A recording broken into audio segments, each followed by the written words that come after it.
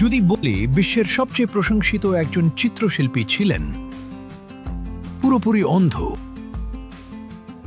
এটি হল জন ব্র্যাম্বলেটের অবিশ্বাস্য সত্য কাহিনী, যিনি চোখের দৃষ্টি হারালেন কিন্তু শিল্পে নতুন দৃষ্টি পেলেন।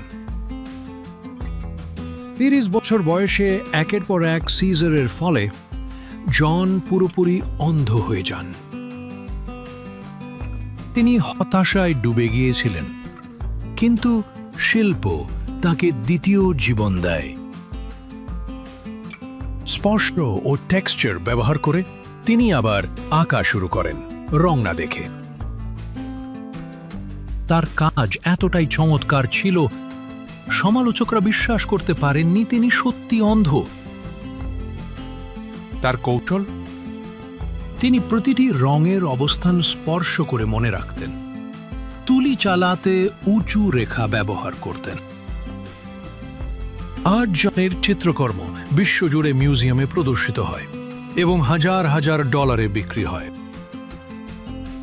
তিনি এখন অন্ধ শিশুদেরও শিল্প শেখান, প্রমাণ করছেন দৃষ্টিশক্তি শুধু চোখে নয়। জন বলেন, আমি এখন আগের চেয়েও বেশি দেখতে পাই।